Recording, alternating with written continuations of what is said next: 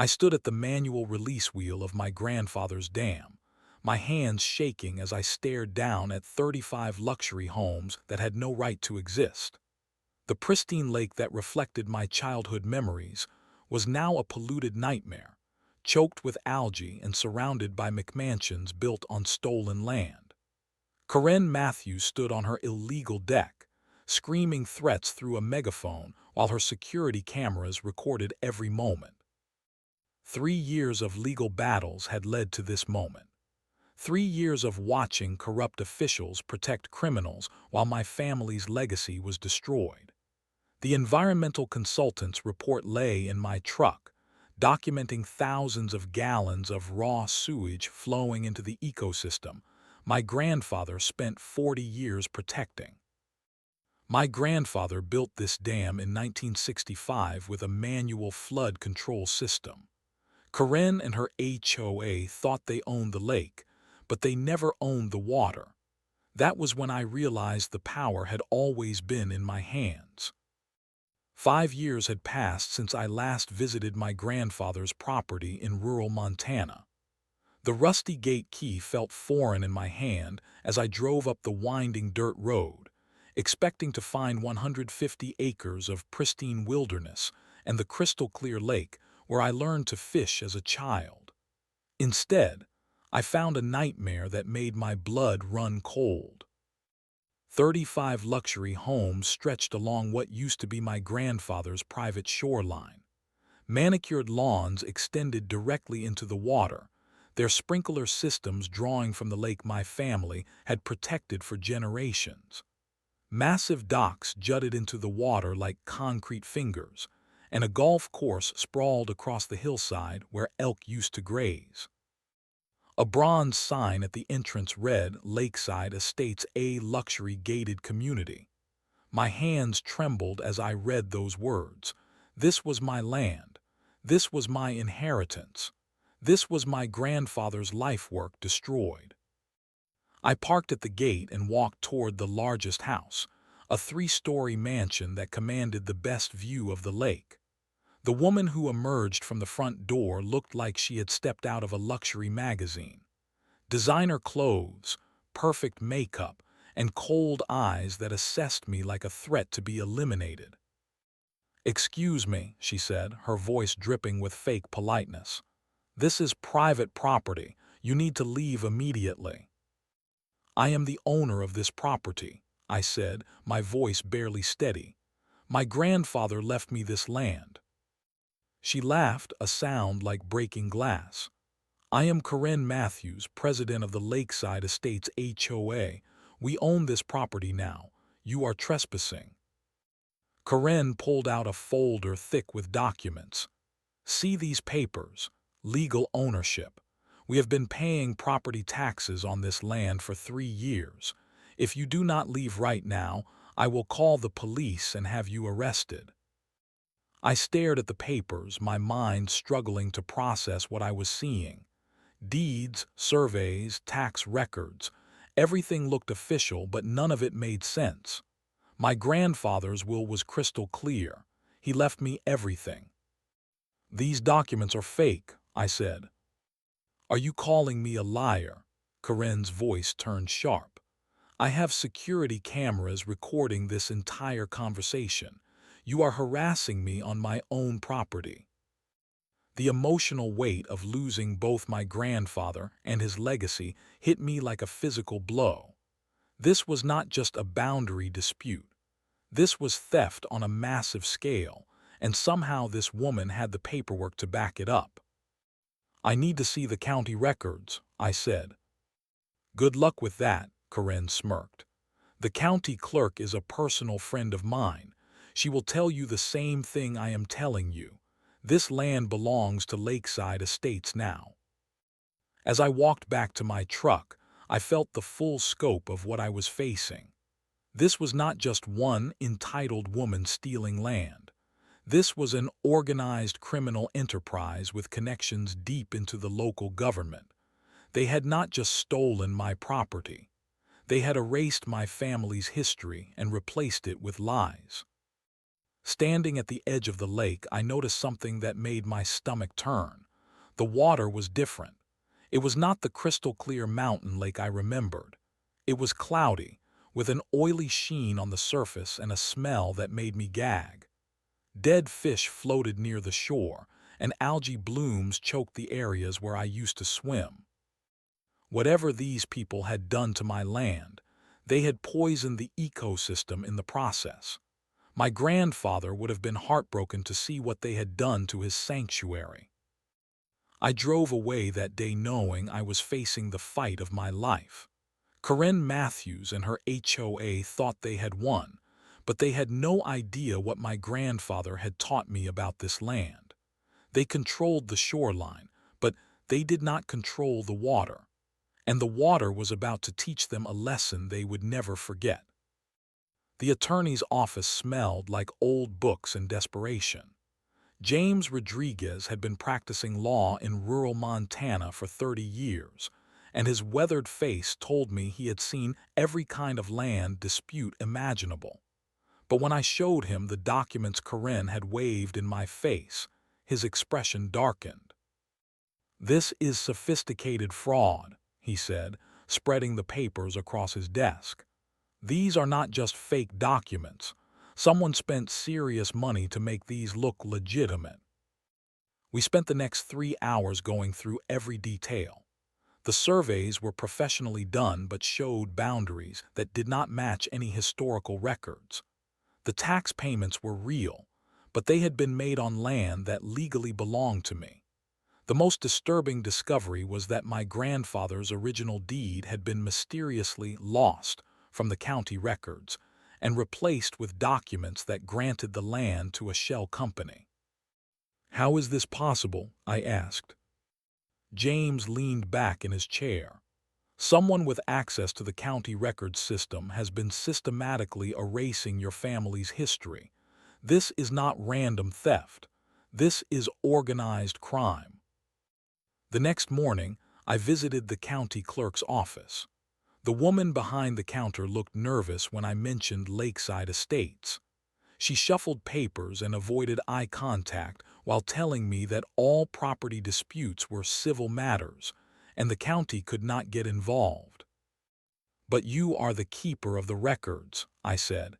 "You must have the original documents." "I am sorry," she said.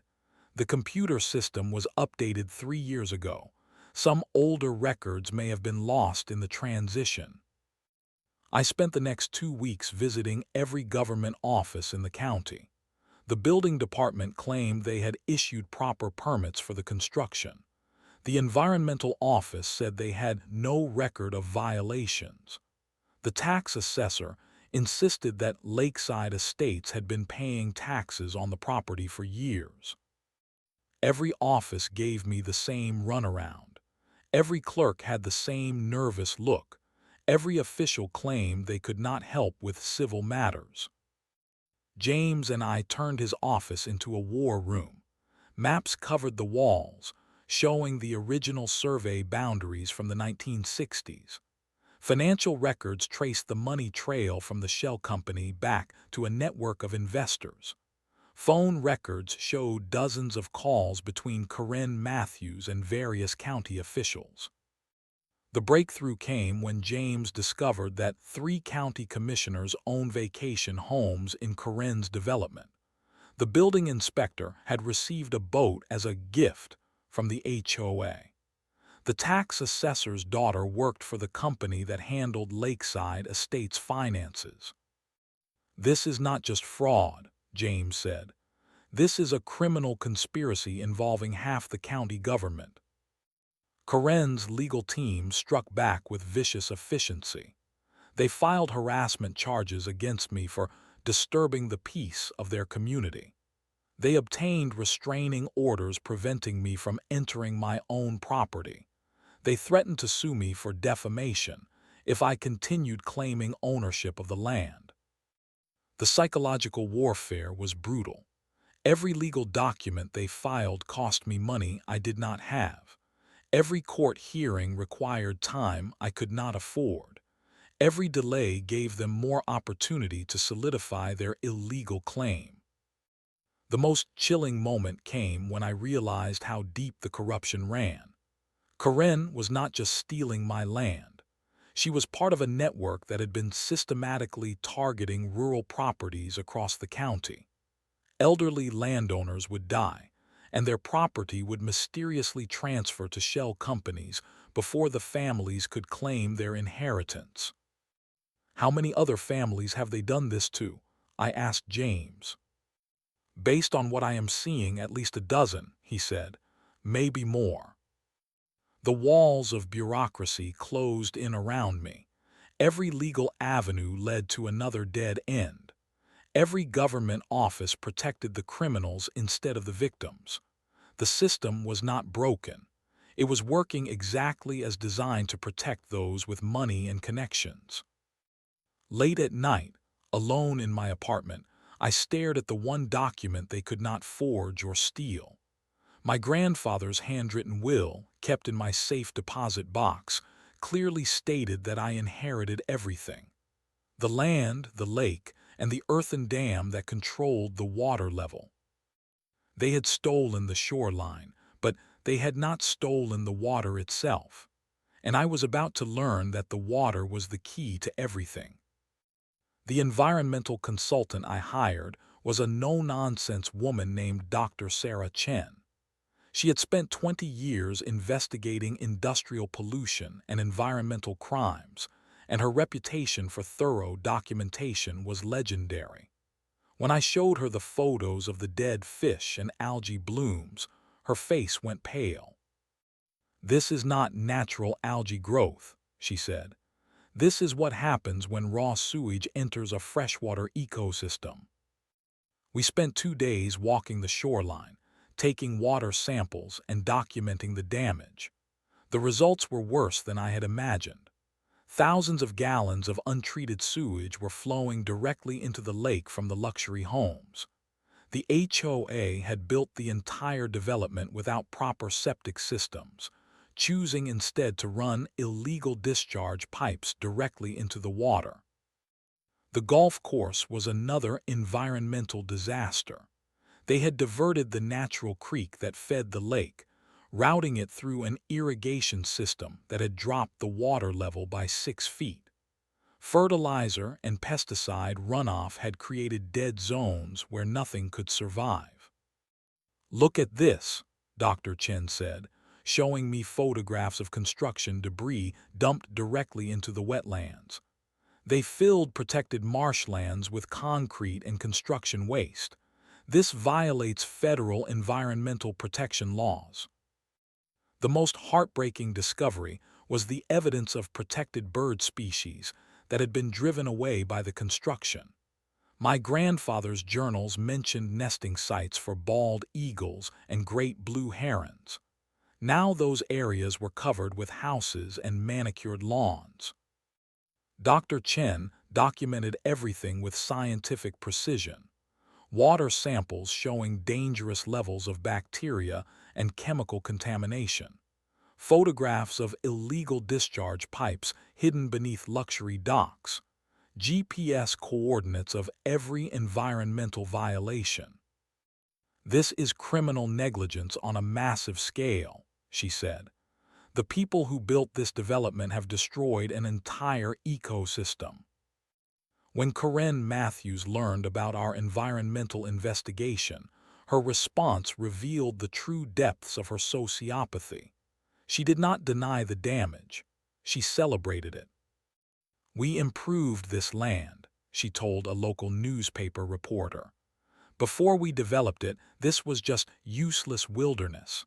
Now it provides homes for families and contributes to the local economy." Karen's HOA lawyer sent threatening letters to Dr. Chen, demanding she stop her harassment of the community. They filed frivolous lawsuits claiming her environmental testing was trespassing and disturbing the peace. The threats escalated when Dr. Chen received anonymous phone calls at her home. Someone had researched her family, mentioning her children by name and suggesting she might have accidents, if she continued her investigation. "They are trying to intimidate me," she told me. "But I have dealt with corporate bullies before. The evidence speaks for itself." We submitted our environmental report to the EPA, complete with photographs, water samples, and GPS coordinates of every violation. The federal investigators were horrified by what they found. "This is one of the worst cases of environmental destruction we have seen," Agent Martinez told me. "We will definitely pursue federal charges." But then came the devastating news. Federal environmental cases moved slowly through the bureaucracy. It could take years to build a case, and years more to see any justice. Meanwhile, the environmental damage continued every single day. Standing in the dying lake, watching more fish wash up on the polluted shore, I realized that traditional legal channels would never be fast enough. The ecosystem my grandfather spent 40 years protecting was being destroyed, while lawyers shuffled papers and bureaucrats made excuses. The EPA investigation gave me hope, but it also made me understand that sometimes justice requires taking matters into your own hands. The criminals had spent 3 years poisoning the lake while hiding behind corrupt officials and legal technicalities. Nature does not wait for court dates, and neither could I. My grandfather's workshop had been untouched since his death. Dust covered everything like a shroud, and the smell of old wood and motor oil brought back memories of childhood summers spent learning about engines and construction. But it was the blueprints hidden in his filing cabinet that changed everything. The technical drawings were meticulous, showing every detail of the earthen dam he had built in 1965. But these were not just construction plans.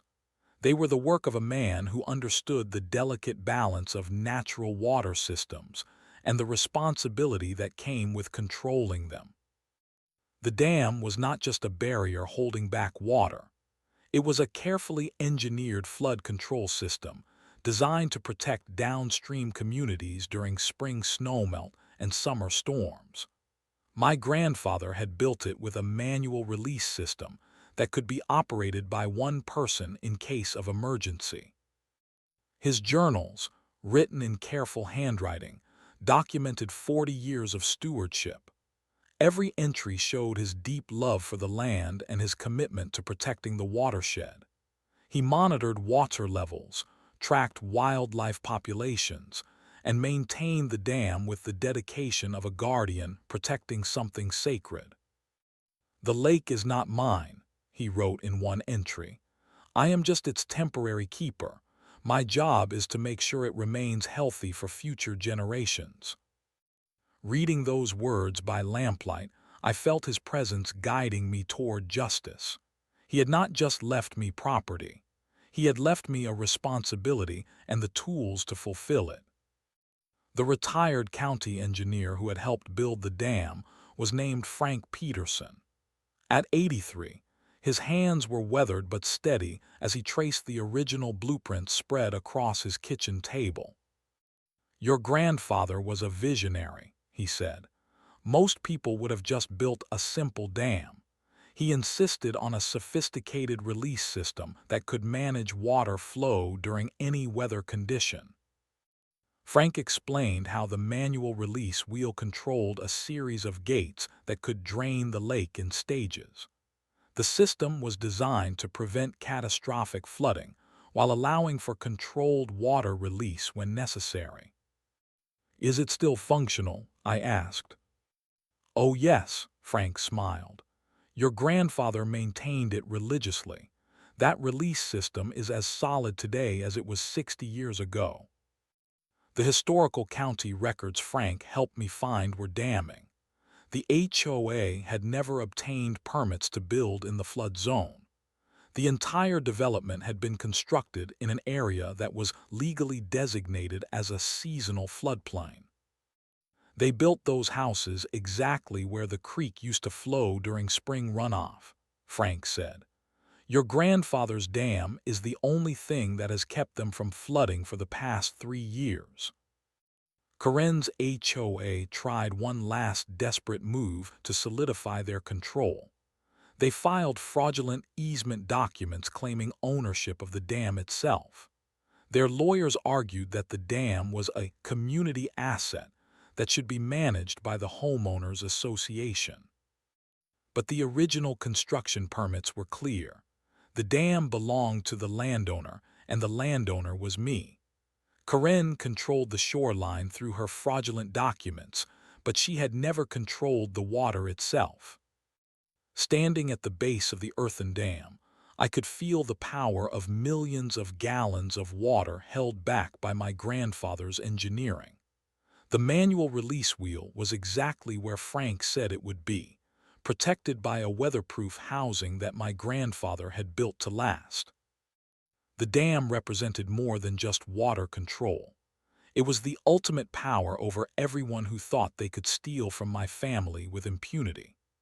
Karen and her criminal associates had spent 3 years building their illegal paradise, never realizing that their entire development existed only because my grandfather's dam held back the natural flow of water. They had stolen the land, but they had never owned the water. And the water was about to teach them a lesson about the difference between legal ownership and the laws of nature. My grandfather had left me more than just property. He had left me the tools for justice. The dam was not just a barrier. It was a weapon, and I was about to use it to restore the natural order that existed long before Karen's greed corrupted everything it touched. The courthouse steps became a battleground on the morning of the final hearing. Karen Matthews arrived with an army of lawyers, each carrying briefcases full of fabricated documents. Her confidence had transformed into desperation as she realized her criminal empire was crumbling, but she was not going down without a fight. "Your Honor," her lead attorney argued, "my client has invested millions of dollars in improvements to this property. The plaintiff is attempting to steal a thriving community through frivolous legal challenges." The moment Karen demanded I pay for the improvements they had made to my property, the mask of civility finally dropped. She stood up in the courtroom, her voice shaking with rage. "We turned worthless wilderness into a productive community," she screamed.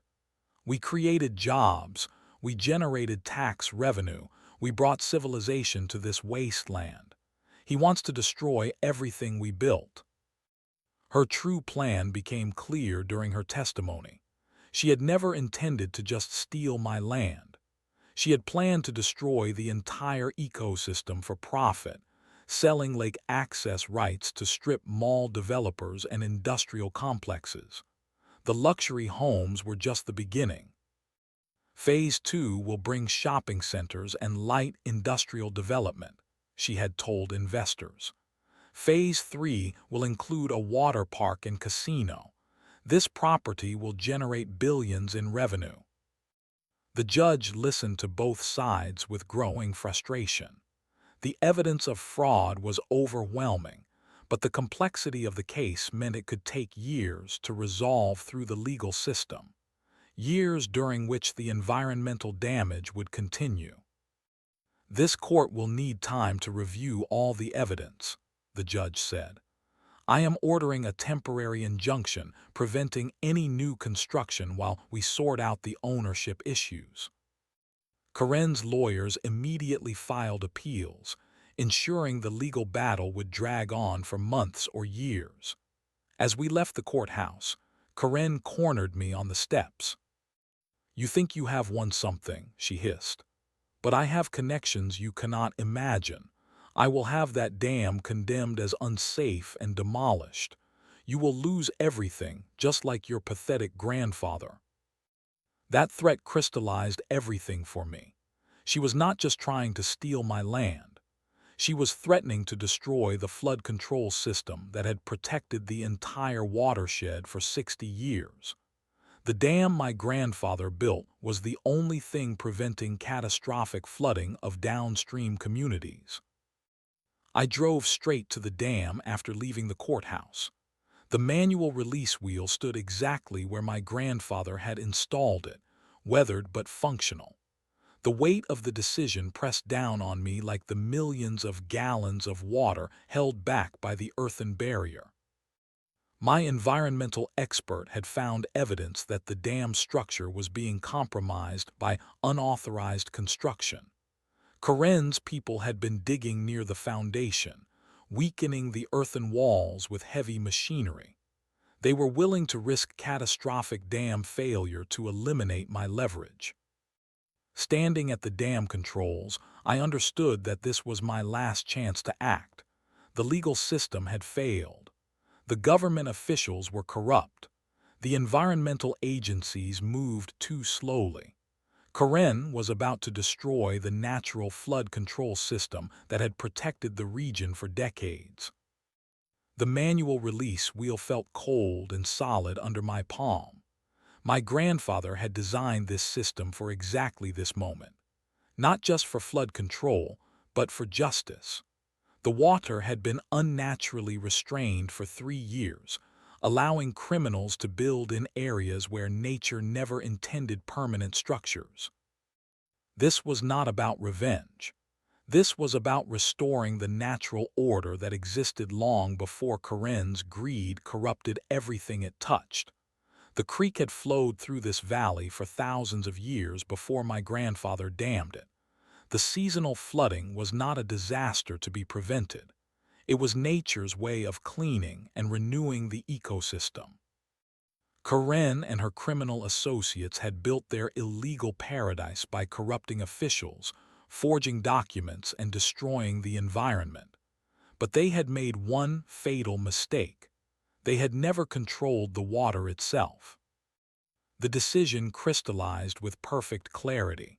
Sometimes the only way to stop a criminal conspiracy is to let nature itself deliver justice. The water knew where it belonged. It knew the difference between legal ownership and the laws of physics, and it was time to let it return home. I thought about my grandfather's words from his journals. "The lake is not mine. I am just its temporary keeper." He had been keeping the water safe for 60 years, waiting for the right moment to release it. That moment had arrived. The criminals had poisoned the lake, stolen the land, and threatened to destroy the dam. But they had never owned the water, and the water was about to reclaim everything they had stolen. I set up 3 video cameras before touching the dam controls. Every angle was covered, every moment would be documented. This was not a crime of passion or a moment of revenge. This was the legal operation of a flood control system by its rightful owner, and I wanted every second recorded. The manual release wheel turned slowly at first, decades of weathering making it stiff. But once it started moving, I could feel the power of the mechanism my grandfather had engineered. The first gate opened with a deep grinding sound, and water began to flow. At first, it was just a trickle. The creek bed had been dry for 3 years, and the water needed time to find its natural path. But as more gates opened, the flow increased. The sound of rushing water grew louder, and I could see the lake level beginning to drop. Within the first hour, the transformation was biblical. The water moved with purpose and intelligence, carving new channels and reclaiming old ones. It followed the natural laws that no HOA bylaw could override. The creek bed that had been buried under manicured lawns began to emerge, and the water flowed toward its original destination. Karen's luxury home sat directly in the path of the natural creek. For 3 years, they had enjoyed their illegal paradise, never realizing they were living in a temporarily drained floodplain. Now the water was coming home. The first house to flood was Karen's mansion. I watched through binoculars as water poured through her first floor, carrying away furniture and expensive decorations. Her perfectly manicured lawn became a mud flat, and her illegal dock collapsed into the expanding creek bed. Karen's screams of rage echoed across the valley as she ran from house to house, trying to organize some kind of response. But there was nothing she could do. The water flowed according to physics, not legal documents. "Stop this," she screamed into her phone. "Get the sheriff, get the county commissioners. Someone has to stop this." But the county officials who had been protecting her suddenly became unreachable. They understood that what I was doing was completely legal. The dam belonged to me, and I had every right to operate its flood control system. Emergency responders arrived expecting to find a catastrophic dam failure. Instead, they found a controlled water release operation that was clearly marked with warning signs my grandfather had installed decades ago. The fire chief looked confused as he approached me. "Sir, we received reports of flooding, but this appears to be a legal dam operation." "That is correct," I said, showing him the original construction permits. "This is a controlled release for flood management purposes." Within 4 hours, the lake level had dropped 8 feet. The illegal septic systems were exposed, their discharge pipes clearly visible as they dumped raw sewage directly into the environment. Construction debris that had been hidden underwater was now visible from satellite imagery. The EPA investigators who arrived that afternoon found themselves walking through a crime scene. Every environmental violation was now exposed and documented. The evidence was overwhelming and undeniable. "This is the smoking gun we needed," Agent Martinez told me. "With this level of evidence, we can file federal charges immediately." Karen's frantic phone calls to corrupt county officials became increasingly desperate as she realized that no amount of money or connections could stop natural forces. The water did not recognize her fraudulent documents or her political connections. It simply flowed where physics demanded it flow.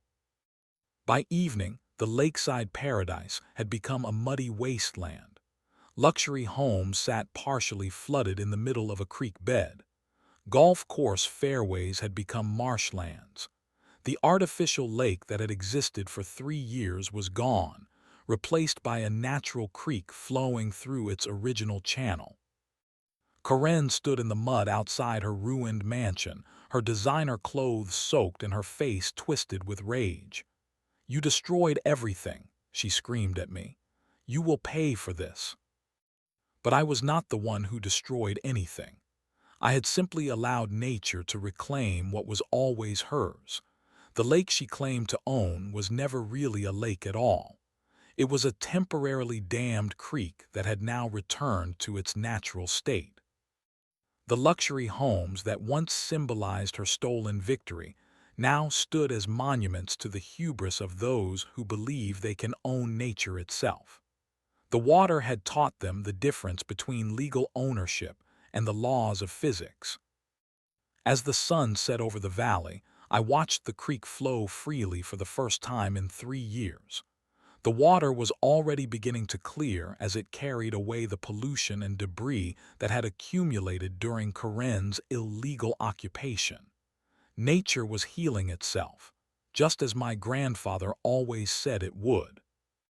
Justice arrived 3 days later with the sound of handcuffs clicking, and the sight of Karen Matthews being led away in federal custody. Her designer clothes had been replaced by an orange jumpsuit, and her arrogant confidence had crumbled into desperate pleas for mercy. The federal prosecutors worked with ruthless efficiency. The exposed environmental crimes provided overwhelming evidence of criminal conspiracy. Karen and 12 county officials were charged with fraud, conspiracy, environmental destruction, and racketeering. The corruption network that had seemed so powerful and untouchable crumbled like a house of cards. This is one of the most comprehensive environmental crime cases we have ever prosecuted, the lead prosecutor announced at a press conference. The defendants systematically destroyed a pristine ecosystem while stealing private property through fraudulent documents. Karen's criminal empire was dismantled piece by piece. Federal agents seized her assets, including the mansion she had built on my shoreline. The shell companies she had used to hide her crimes were dissolved, and their assets were frozen. Every penny she had stolen was recovered and held for victim compensation. The most satisfying moment came when Karen's own victims received justice. The innocent homeowners who had bought houses in her development received full refunds from her seized assets. They had been victims of her fraud just as much as I had been, and they deserved to recover their investments. The HOA was immediately dissolved by court order. All property sales were reversed, and the land was returned to its rightful owner.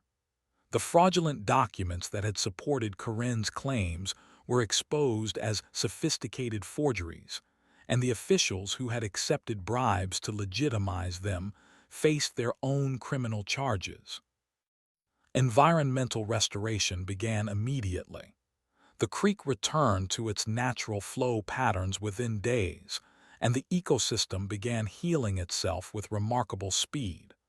The water cleared as it carried away years of accumulated pollution and debris. Wildlife returned to the area faster than anyone expected. Within weeks, I spotted the first fish in the creek since before the illegal construction began. Birds that had been driven away by the noise and pollution began returning to their traditional nesting sites. The golf course that had consumed precious water resources was abandoned, and native plants began reclaiming the chemically treated soil. The wetlands that had been filled with construction debris were restored to their natural state, and protected bird species began returning to nest. I established a conservation trust in my grandfather's name to ensure the watershed would be protected forever. The trust would prevent any future development and guarantee that the land would remain a sanctuary for wildlife and natural processes. Karen faced 15 years in federal prison and lost everything she had stolen through her criminal enterprise. The county officials who had enabled her crimes received sentences ranging from 5 to 10 years. The entire corruption network was dismantled, and new oversight systems were put in place to prevent similar crimes. Standing where Karen's mansion once dominated the shoreline, I watched eagles return to nest in the old-growth trees that had survived her assault on the ecosystem. The creek flowed freely through its natural channel, and the water was already clear enough to see fish swimming in the depths. The lake would refill naturally over time, but it would never again be a symbol of stolen wealth and environmental destruction. Instead, it stood as proof that sometimes the most powerful weapon against corruption is simply allowing nature to reclaim what was always hers. My grandfather's journals had been right. We are not owners of the land. We are temporary keepers, responsible for protecting it for future generations. The criminals had forgotten that lesson, and nature had reminded them in the most powerful way possible. The story ended not with revenge, but with restoration, the way my grandfather would have wanted it.